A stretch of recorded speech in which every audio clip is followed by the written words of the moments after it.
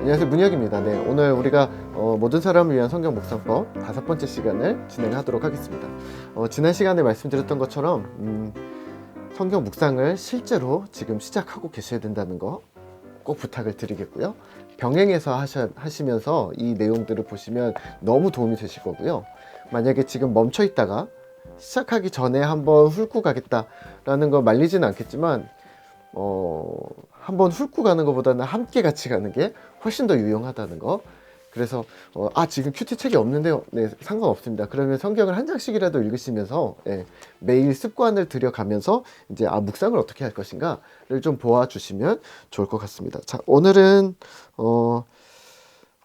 목회자를 위한 묵상 전략이라고 해서 93페이지부터 보시면 되겠고요. 네, 우리 목사님들만 보실 부분은 아닌 것 같고 우리가 함께 같이 묵상을 어떻게 해야 되는가, 그리고 묵상을 더 깊이 하는 부분들, 그리고 깊이 하면서 이게 어떻게 설교로까지 연결이 되는가를 한번 흐름을 좀 보아주시면 좋을 것 같습니다. 자, 94페이지고요. 네, 묵상 없는 설교도 싫지만 설교를 고려하지 않은 개인 묵상도 원치 않습니다. 많은 목사님들이 오해를 하세요. 어떤 부분에 있어서 혼돈하시냐면 큐티를 가지고 설교를 할 수 있다라고 생각을 하시는 것 같아요. 네. 큐티를 가지고 설교를 한다? 성경 연구를 한 거 가지고 설교를 하는 것과 큐티를 한 걸 가지고 설교를 하는 것과는 질적인 차이가 있습니다. 어떤 부분에 있어서 질적인 차이가 있냐면 말씀을 바르게 전달하는 데 있어서 설득력이나 혹은 어떠한 정확한 신학적인 주제에 있어서는 약함이 있다는 거죠. 그러면 그 부분을 내가 뭉뚱그리고 넘어갈 수 있다는 부분이죠. 그러니까 여러분들이 지금 이 영상을 보시는 분이 혹시 신학을 전공을 하셨다면 이 부분을 기억하셔야 됩니다. 내가 설교를 해야 된다면 당연히 큐티는 해야 되죠. 근데 큐티가 설교로 바로 끄집어낼 수 있겠는가? 그 부분은 조금 고려를 하셔야 됩니다. 묵상은 한 것이 베이스가 되어야 되고요. 그 다음에 성경 연구가 다시 들어가셔야 되는 거죠.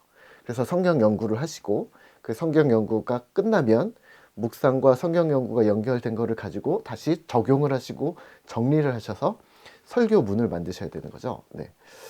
이 부분인데요. 이제 우리는 저희 같은 이제 교역자들은 자꾸 설교를 빨리 많이 해야 되는 상황들이 자꾸 닥치니까 큐티를 한 것을 바로 설교를 내보내거나 혹은 그냥 성경 연구만 하고 묵상을 하지 않은 것들을 그냥 바로 설교를 내보내는 경우가 많이 있습니다. 네. 그 부분을 이제 들어보면 알죠. 우리 성도님들도 이미 알고 계실걸요. 네. 근데 중요한 것은 이제 김기현 목사님 얘기하시기는 중간에 딱 94페이지 중간인데요. 그는 목사이기 전에 묵상인이라야 합니다. 네. 목사이기 전에 묵상인이어야 되는 거죠. 그러니까 목사이기 전에 신자인가? 목사이기 전에 성도인가? 하나님 말씀을 내가 사랑하고 있는가? 그러니까 나는 이 말씀이 너무 싫은데 내가 직업이니까 이 말씀을 빨리 해석해서 설명해 줬어. 이게 어떤 뭐 이론을 설명해야 되는 어떤 학교 선생님이나 뭐 이런 부분이라면, 내가 만약에 수학 선생님이야. 안 맞을 수 있나? 내가 수학 선생님이야. 근데 내가 수학이 뭐 방정식이 너무 싫어. 근데 방정식을 가르쳐 줘야 되니까 나는 싫지만 가르쳐 줘야 돼. 이런 거랑 이런 지식 전달 부분이랑 성경 말씀이 지식 전달이라고 생각해서 나는 이 성경 말씀이 너무 와닿지도 않고 그렇지만 가르쳐 주는 것, 이거에 좀 차이는 있습니다. 왜냐면 지식만 전달하는 게 아니거든요. 하나님의 말씀을 듣는 이로 하여금 듣고 지켜서 주님의 제자가 되도록 하도록 만드는 것이 설교인 것이지, 내가 지식 정보를 전달하는 것 혹은 성경 공부라는 어떤 툴 안에서 이 사람에게 학적인 능력을 더 쌓아주는 것, 그 차이는 조금 있을 것 같습니다. 네. 성경 공부를 선호하는 이유는 성경 공부는 내가 와닿지 않는 것이 좀 있어도 되는 거거든요. 예. 중요한 부분들을 마치 이제 시험 볼 때처럼 중요한 부분들을 찝어서 가르쳐 주는 것처럼 성경 공부는 중요한 부분들을 찝어서, 학적으로 중요한 부분들이나 어떤 교리적으로 중요한 부분을 찝어서 알려줄 수 있는 부분이 있는 거고요. 그것이 나에게 감동이 되었는가? 그래서 내 삶이 변화되었는가? 그래서 나는 그 말씀 때문에 어떻게 살기로 결심을 했는가라는 부분을 성경 공부 같은 데서는 조금 적게 빼도 되는 거죠. 근데 설교는 다르거든요. 내가 그렇게 살았는가? 내가 그렇게 살려고 노력하는가? 내가 그렇게 살지 않으려고, 말씀에 위배되는 삶을 살지 않으려고 나는 어떻게 몸부림을 치고 있는가? 이게 나와야 되니까 설교가 힘든 거죠. 마음이 어렵고 괴롭고, 예. 스스로 마음을 괴롭게 하면서 스스로 내가 무엇을 잘했는가 잘못했는가를 자꾸 점검하게 되는 거죠.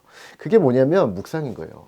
하나님 말씀을 대할 때 말씀을 이렇게 주셔서 감사합니다라고 끝난 게 아니라 이렇게 주신 말씀을 제가 어떻게 지켜야 합니까? 어떻게 지켜나갈 수 있을까요? 혹은 나는 이렇게 해왔는데 이걸 어떻게 고칠 수 있을까요? 라는 자기 반성이 함께 들어가는 것이죠. 예. 그러니까 묵상이 우선이고 기초라고 얘기하면서 보네포 이야기를 합니다. 설교자로서 그 본문을 어떻게 설교하고 가르치실 것인가를 묻지 말고 자신에게 무엇을 말하는지, 성경 말씀이 설교자 자신에게 먼저 무엇이라고 말하는지 물어야 한다고 강조합니다. 그러니까 공부보다 묵상이 우선이고 기초입니다. 이 둘을 뗄 수가 없는데, 이거를 둘 중에 하나만 가지고 계시다면 매우 위험한 상황을 경험하고 계신 겁니다. 네, 두 가지를 다 하셔야 되겠고요. 95페이지 보시면 묵상은 설교가 되고 설교는 묵상에 기반을 두어야 합니다. 네, 그러니까 목사님들의 설교가 자신의 이야기가 안 들어갈 수가 없는 거죠. 네. 설교는 말씀을 풀어내는 것이기도 하지만 자신이 어떻게 이 말씀에 반응하였는가를 성도들에게 공개하는 것, 그게 설교인 것이거든요. 네. 그러니까 잘 짜여진 설교문을 만들어내는 것도 중요하지만 그 안에 나는 어떻게 담겨져 있는가, 그리고 이 시대를 살아가는 나는 어떻게 몸부림치고 있는가를 보여주는 게 설교라고 생각을 하셔야 합니다. 그래서 우리 성도님들이 설교를 들 때도 이렇게 생각하셔야 돼요. 아, 목사님은 자기 얘기만 해. 자기 자랑과 예, 자기 자랑에 관한 부분과 자기가 말씀 안에서 몸부림쳤던 부분과의 어떤 좀 분간은 조금 해주셔야 될 것 같습니다. 자, 그러면 이어서 보실 부분은 원어 성경과 번역 성경. 네. 원어로 읽어야 되나? 예, 번역 성경을 읽어야 되는가? 원어로 읽으면 좋죠. 네. 원어로 읽으면 좋은데, 네. 원어로 읽으실 수 없으시면, 원어로 읽으실 수 없으시거나 혹은 원어에 대한 이해도가 깊지 않으시면 뭐 어쩌겠어요. 네, 그냥 번역 성경을 보셔야지. 네. 근데 저는 조금 옛날부터 원어를 좀 공부를 했었거든요. 고등학교 2학년 때부터 계기가 돼서 고등학교 2학년 때부터 헬라어와 히브리어를 좀 공부를 하면서 했는데요. 그렇다고 막 엄청 잘하냐? 아니, 그렇진 않고. 네. 근데 신학교 가니까 이런 얘기를 하셨어요. 요즘에 나와 있는 수많은 프로그램들과 또 수많은 주석책들이 무엇을 얘기하는지 내가 검증할 수 있는 눈만 있다면 그러면 그것들을 활용해라. 스스로 모든 걸 다 파싱하려고 하지 말고, 그러니까 해석하려고 들지 말고, 이게 현재형이냐 분사형이냐 뭐 이런 거를 막 이렇게 해석하고 막 이래야 되거든요. 그러니까 뭐 우리가 영어로 따지면 영어에서 이게 과거 시제냐 현재 시제냐 뭐 분사냐 뭐 이런 것들이 약간 헬라어나 히브리어에서는 조금 복잡한 부분이 있는데, 그렇게 하는 부분을 스스로 다 하지 말고 우선은 여기 98페이지에 나오시잖아요. 98페이지에 나오는 것처럼 바이블 웍스나 로고스 바이블 혹은 원어 성경 뭐 관련된 책들을 보면서 우리가 찾아낼 수 있어야 된다는 거죠. 보통은 단어들을 우리가 보게 되거든요. 문장의 구조보다는 사실은 우리가 고수가 아니기 때문에 단어들을 보게 되는데, 단어들을 거의 보통은 명사를 보지 않고 동사를 보게 되거든요. 근데 동사와 분사, 그리고 현재 진행과 미완료 과거 이런 부분들을 내가 스스로 판가름할 수 있어야 되는 거죠. 그리고 친절하게 주석이나 이런 것에서 이렇게 얘기를 해주는 거죠. 이거는 미완료나 아니면 가정법을 동시에 사용합니다. 그러니까 이렇게도 할 수도 있고 이렇게 해석할 수도 있다. 근데 둘 중에 하나를 정해서 뭐 얘기를 해주거든요. 근데 이게 미완료 현재랑 뭐 가정법이랑 두 가지를 쓸 수 있구나. 그렇다면 나는 가정법으로 해석했을 때는 어떻게 됐을까? 라고 내가 생각할 수 있을 정도는 되셔야 돼요. 무슨 말인지 아세요? 예, 네, 넘어가죠. 네. 네. 하여튼, 주석을 보면서, 이게 이거구나. 라고 그냥 믿어버리시면 안 되고, 주석을 보면서, 이 주석은 이렇게 해석했는데, 이거는 이렇게도 해석할 수 있는데, 그러면서 원어의 다른 주석을 보면서, 내가 해석했었던, 혹은 다른 방향의 해석 부분들을 다시 찾아서 두 개를 비교할 수 있을 정도의 실력은 되셔야 된다는 거. 그 정도는 어렵지는 않거든요. 네. 그냥 기본 문법이랑 문법의 개념들을 단어를 다 외우실 필요도 없고요. 그러니까 그런 부분들을 좀 아실 수 있으면 좋은데, 네, 그렇죠. 그러니까 영어 사전을 보면 영어 사전에 뭐 테이크는 아니고 뭐 영어 사전에 무슨 뭐 예를 들면 뭐 프레젠트 해갖고 선물이란 단어가 있다. 근데 하나는 명사로 선물, 뭐 동사로는 뭐 출석하다 뭐 이런 식으로 단어가 나오면 아 여기는 선물일까 아니면 출석하다일까 뭐 동사일까 뭐 명사일까 아니면 뭐 수동태일까 뭐 이런 식으로 내가 보면서 이해할 수가 있잖아요. 문장 상황에서 마찬가지로 헬라어도 예. 헬라어도 이렇게 다 분해된 거를 보면서 헬라어는 다 의견이 분분할 수가 있거든요. 그리고 해석의 차이의 각도에 따라서 신학적인 이론 전개가 다를 때가 있거든요. 그러니까 그러면서 아 이게 이거구나 이렇게 발견할 수 있을 정도만 되시면 되는데 네 넘어가죠. 네, 자 묵상과 독서. 네, 묵상을 하는 사람들은 독서를 함께 해야 된다. 그래서 한 권의 사람, 만 권의 사람이 되게 하소서. 웨슬리가 그렇게 기도했다고 하는데요. 성경을 읽는 사람이라면 99페이지 밑에서 여섯 번째 줄입니다. 성경을 읽는 사람이라면 책도 읽을 테고 책을 아예 읽지 않는 이가 성경을 읽을 리 만무합니다. 묵상가는 독서가입니다. 네. 독서, 책, 영화, 다큐, 강연, 드라마 뭐 여러 가지 것들을 많이 활용을 하셔서 많은 것을 듣고 읽으셔야 합니다. 네. 저도 많이 읽는 다독 스타일은 아닌데 최대한 시야가 좁아지지 않도록 계속해서 노력을 하는 중입니다. 근데 이 시야가 좁아지는 거는 어떻게 찾아낼 수 있냐면 성도님들을 많이 만나면 이 시야가 내가 좁아지고 있구나를 발견을 할 수가 있어요. 예를 들면 젊은 친구들을 만났어요. 그럼 요즘에 고민하는 게 뭐니? 뭐 이런 걸 고민해요. 뭐 예를 들면 뭐 재테크에 대해서 뭐 주식이나 펀드에 대해서 이야기를 그게 뭐니? 라고 물어보는 것 자체가 내가 이미 시야가 좁은 거죠. 그러면 나 돌아와서 찾아보는 거죠. 이게 도대체 왜 이걸 가지고 고민을 할까? 40, 50대 직장인들을 만나면, 어른들을 만나면, 남자 성도분들을 만나면, 이렇게 얘기를 하시죠. 은퇴 이후의 삶, 혹은 투자, 혹은 어떻게, 삶을 영위해 갈 것인가, 혹은 은퇴 후의 경제, 노후 준비, 뭐 이런 것들에 대한 이야기를 하는데, 그게 뭔가요? 예, 예전엔 저도 그랬거든요. 아, 무슨 보험이야. 아, 뭐 노후 준비야. 뭐 그런 게 어딨어. 그냥 믿음으로 사는 거지. 믿음으로 사는 것과 내가 믿음으로 사는 것과 그 상황을 이해하는 것과는 조금 다른 부분이 있는 것 같아요. 그렇다면 우선은 알고 말해야죠. 알고. 네. 그냥 야 그건 아니야. 그건 잘못하셨습니다. 뭐 이렇게 얘기하시는 것 자체가 시야가 좁은 것일 수 있으세요. 네. 그러니까 우선은 모르면 대답을 좀 아끼세요. 그리고 좀 공부를 해보고, 예. 그 방면에 또 많은 전문 또 우리 교역자님들이 있으실 거 아니에요, 목사님들이. 그분들의 이제 교수님들이나 목사님들의 의견을 좀 들으시면 되는 거죠. 그러면서 나의 생각을 만들어 가시면 되는 거죠. 네. 자, 그런 부분에 있어서 다독이라는 부분 매우 중요하고, 그리고 또 철학적인 사고라는 부분에 있어서 다독을 되게 중요하게 여깁니다. 그래서 설교란 무엇인가? 뭐 이런 정용선 목사님의 책들을 보시면 그런 부분들을 얘기해요. 설교자는 철학자여야 된다. 예, 그래서 많이 생각하고 사고하여야 되고 그 사고의 흐름을 전개할 수 있는 말로 전개해낼 수 있는 사람이어야 된다라는 말을 하는데 이해를 하실 수 있으시면 좋을 것 같고요. 네. 그래서 책을 읽거나 책을 안 읽으면 목회를 하지 말거나 뭐 이래라 막 얘기를 하고 계세요. 제가 알기로는 김기현 목사님이 엄청 다독강인 걸로 알고 있어요. 네, 그러니까 이 정도 강하게 딱 저라면 얘기 못했을 걸. 네. 자, 102페이지 보시면 본문과 주석입니다. 주석과 본문을 놓고 주석책을 보겠는데 지난번에 한번 말씀드렸죠. 주석책을 보는 게 유리할 때가 있다. 예, 즐기셔야 된다라고 말씀드렸잖아요. 그런데 여기에 정답이 다시 나옵니다. 뭐냐면 본문 이해가 충분하게 되어지지 않았는데 주석을 보고 있다면 너는 주석을 보는 거니 성경을 보는 거니 뭐 이렇게 얘기를 하고 계세요.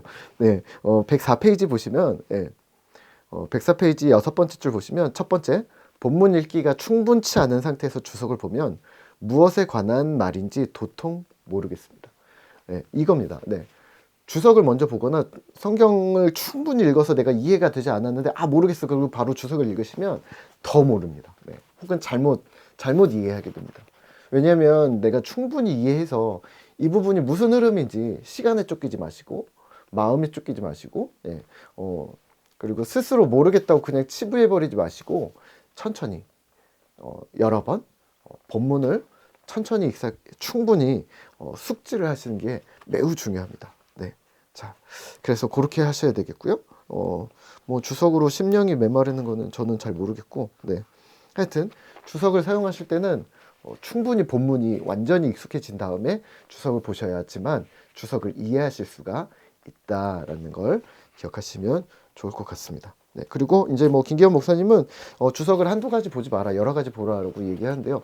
저도 마찬가지인데요. 설교를 하나 준비할 때 한 4개에서 5개 정도의 주석을 보는데, 뭐 BTS, 뭐 옥스퍼드, 뭐 하우, 또 바클레이, 뭐 저기 어디에요?